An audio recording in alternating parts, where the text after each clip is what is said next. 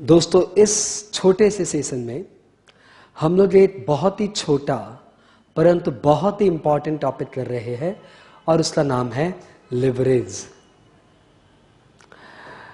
The word leverage is coming from the word lever, और lever मतलब होता है इन्फ्लुएंस, पावर टू इन्फ्लुएंस। जब हम लोग इसको फाइनेंशियल टर्म में यूज करते हैं तो हम लोग ये जानना चाहते हैं लिवरेज में कि हमारे फिक्स कॉस्ट हमारे बिजनेस को किस तरह से इन्फ्लुएंस करते हैं। फिक्स कॉस्ट बिजनेस के लिए या तो राम बाण है, दवा है, और या फिर जहर है। फिक्स कॉस्ट की एक खासियत है, या तो बिजनेस के लिए अमृत है या फिर जहर है। वो इस तरीके से कि यदि बिजनेस सॉलिड चल रहा है तो फिक्स कॉस्ट हाई होने से अच्छा है, और यदि बिजनेस डाउन चल रहा है, मार्केट में रिसेशन चल रहा है, तो फिक्स कॉस्ट बहुत भारी पड़ता है, जहर लगता है। It is poisonous to the business. यह बात तो तय है कि यदि फिक्स कॉस्ट हाई होगा तो वेरिएबल कॉस्ट लो होगा। मैं समझाता हूं। हमारा सेल प्राइस है सपोज 100 रुपए। हम लोग के पास ऑप्शंस है, फैक्ट्री खरीद ले, मशीनरी खरीद ले, और इस तरीके से हमारे फिक्स कॉस्ट बढ़ जाएंगे because our depreciation will be high. फिर आपका बिजनेस चले या नहीं चले वो खर्चा होता रहेगा। यदि आपने फिक्स कॉस्ट बांध लिया तो डेफिनेट आपका वेरिएबल कॉस्ट कम हो जाएगा और फिक्स कॉस्ट ज्यादा हो जाएगा, से 80 करोड़ से। अब सपोज बिजनेस बहुत अच्छा जा रहा है, करोड़ों करोड़ों यूनिट की सेल है। हमारी सेल है 10 करोड़ यूनिट। तो आपको समझ में आ रहा है कि सिंस हमारा वेरिएबल कॉस्ट कम है तो हमें फायदा हो रहा है। लेकिन कहीं भूल से बिजनेस डाउन हो जाए और हमारी सेल गिर के 1 करोड़ यूनिट पे आ जाए तो दोस्तों आप समझ सकते हो इस केस में ये फिक्स कॉस्ट हमारे लिए बहुत भारी पड़ रहा है, क्योंकि हमारी सेल गिर चुकी है। अब ये फिक्स कॉस्ट हमें जहर लग रहा है, अब हमारी प्रॉफिट नहीं हो रही है।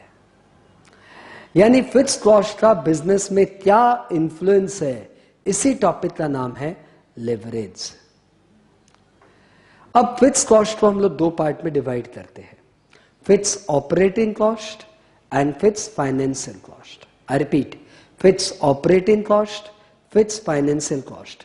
यानी हम ये जानना चाहते हैं फिक्स ऑपरेटिंग कॉस्ट का बिजनेस में क्या इन्फ्लुएंस है, फिक्स फाइनेंशियल कॉस्ट का बिजनेस में क्या इन्फ्लुएंस है, और टोटल फिक्स कॉस्ट का बिजनेस में क्या इन्फ्लुएंस है। On that basis, our leverage being divided in 3 parts. One is operating leverage, another is financial leverage, and the last one is combined leverage.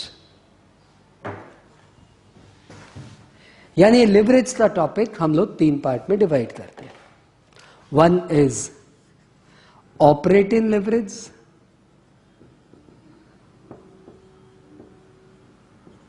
next financial leverage,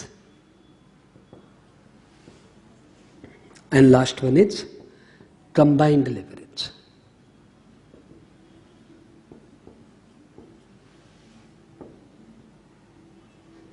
Combined leverage. अब इन तीनों के छोटे छोटे फॉर्मूले हैं, एक बार आप देख लो, आपका काम हो गया। ऑपरेटिंग लेवरेज का फॉर्मूला है contribution by EBIT. EBIT stands for earning before interest and tax. Financial leverage का फॉर्मूला है EBIT डिवाइडेड बाय EBT, यानी earning before interest and tax divided by EBT। और कंबाइंड लिवरेज का formula है degree of operating leverage multiplied by degree of financial leverage.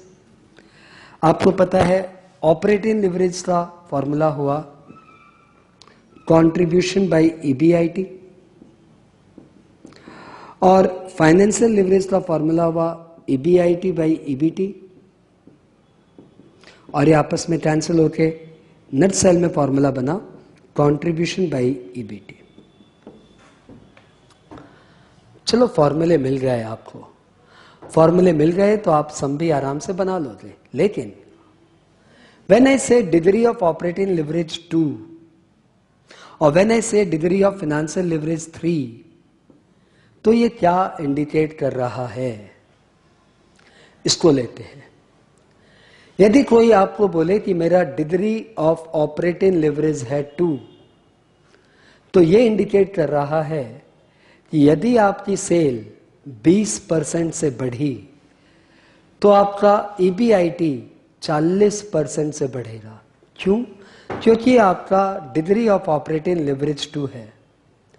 ये आपके EBIT को twice influence करेगा। यदि आपकी सेल 10% बढ़ती है तो ईबीआईटी 20% बढ़ेगा। यदि आपकी सेल 40% बढ़ती है तो ईबीआईटी 80% बढ़ेगा। बट कॉन्ट्रेरिली, यदि आपकी सेल 30% गिरती है, कम होती है, रिड्यूस होती है, तो आपकी ईबीआईटी भी 60% रिड्यूस करेगा।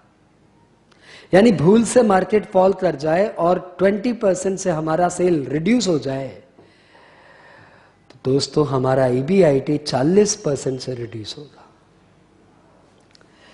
उसी तरह ये degree of financial leverage indicate कर रहा है, DFL 3 ये इंडिकेट कर रहा है कि यदि आपकी ईबीआईटी 10% से रिड्यूस हुआ, 10% से रिड्यूस हुआ, तो आपकी ईबीटी 30% से रिड्यूस करेगी। वैसे ही यदि आपकी ईबीआईटी 20% से बढ़ी तो आपका अर्निंग बिफोर टैक्स 60% से बढ़ेगा। यदि DOL 2 है, जैसा कि मैंने एग्जाम्पल लिया, यदि DFL 3 है, जैसा कि मैंने एग्जाम्पल लिया, तो आपका DCL होगा, डिग्री ऑफ कंबाइंड लिवरेज होगी 6। ये खतरनाक डेटा ये इंडिकेट कर रहा है कि यदि आपकी सेल 10% बढ़ती है तो आपका earning before interest and tax 60% बढ़ेगा, और यदि आपकी सेल 5% भी गिरती है तो आपका अर्निंग बिफोर टैक्स 30% गिरेगा। आई होप आपको ये लिवरेज वर्ड का मतलब समझ में आया कि लीवर मतलब इन्फ्लुएंस एंड लिवरेज मतलब influence of fixed cost over the business. एक छोटे से एग्जाम्पल के साथ आपको ये टॉपिक आराम से समझ में आ जाएगा। वेट दोस्तों, मैंने आपके सामने लिवरेज का एक बहुत ही सिंपल सा इलस्ट्रेशन रहा है। सब में दिया हुआ है sale 50 lakh, variable cost 20 lakh, fixed cost 10 lakh, और कंपनी ने 12% डिवेंचर इशू किए हैं टोटलिंग 100 लाख के। आपसे पूछा जा रहा है what shall be the degree of operating leverage, what shall be the degree of financial leverage and what shall be the degree of combined leverage. इस केस में सबसे पहले हम लोग ये निकालेंगे कि सेल्स है 50 lakh less variable cost, how much? 20 lakh. Sales minus variable cost करेंगे तो आएगा contribution, and the contribution amounts to 30 lakh. Contribution में से फिक्स कॉस्ट माइनस करते, ये फिक्स ऑपरेटिंग कॉस्ट है, तो fix operating cost is 10 lakh.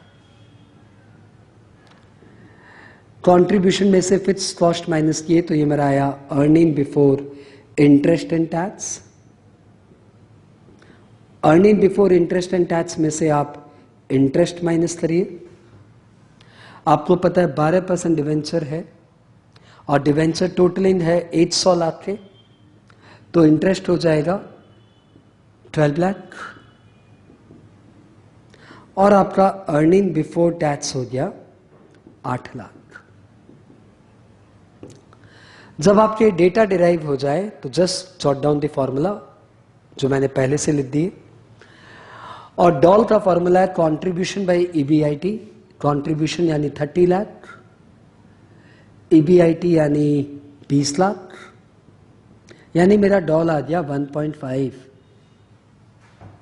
ये 1.5 degree of operating leverage indicate कर रहा है कि यदि मेरी सेल 10% से बढ़ती है तो मेरा ईबीआईटी 15% से बढ़ेगा।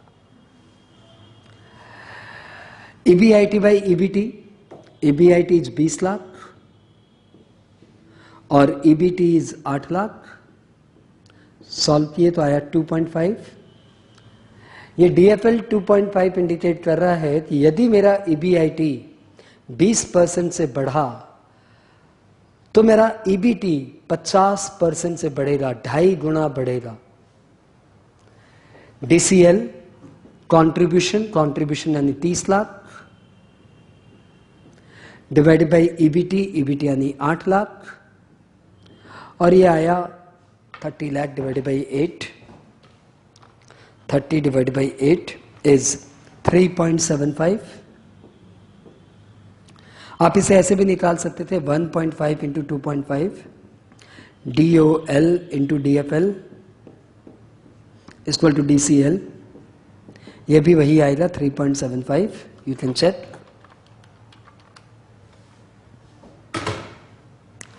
ये 3.75 इंडिकेट कर रहा है कि यदि मेरी सेल 10% से बढ़ी तो मेरा ईबीटी 3.75 टाइम्स यानी 37.5% से बढ़ेगा। इतना आसान सा टॉपिक है ये, और इसका इतना इम्पोर्टेंस है day to day financial terms में और एग्जाम्स में कि आपको ये टॉपिक जरूर से और रिहर्सल करना चाहिए।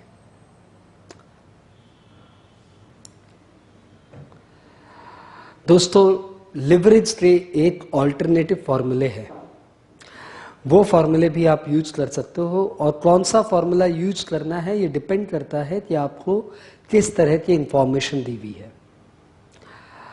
दोनों ऑल्टरनेटिव फॉर्मूले से आंसर एक ही आएगा, लेकिन ज्यादा पॉपुलर है जो पहले हमने डिस्कस किया था वो फॉर्मूले।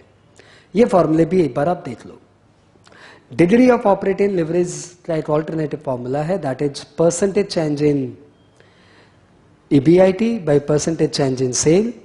सिमिलरली डीएफएल का फॉर्मूला है percentage change in earning per share divided by percentage change in earning before interest and tax, और इन दोनों को मर्ज करके हमने बनाया डीसीएल का formula, that is percentage change in EPS divided by percentage change in sales.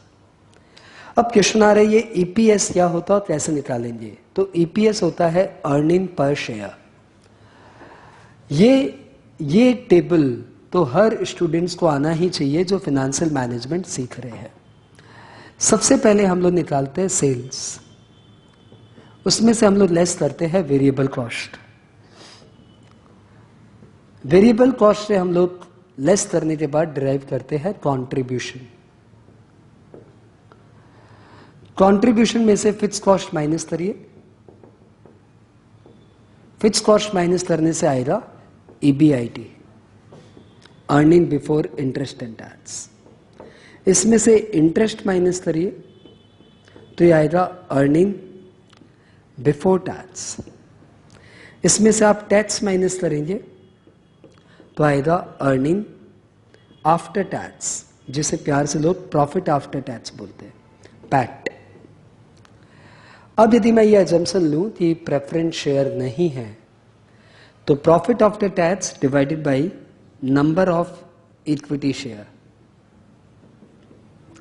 ये इंडिकेट कर रहा है कि टोटल इतनी हमारी प्रॉफिट है और इतने हमारे शेयर्स है। जब इस प्रॉफिट को इससे डिवाइड करेंगे then the result will be earning per share, earning per share. I hope आपने ईपीएस समझा। इस फॉर्मूले से भी आप सम बना सकते हो, आपके मैथ में इस तरह के सम्स दिए हुए हैं। You should go through. All the best.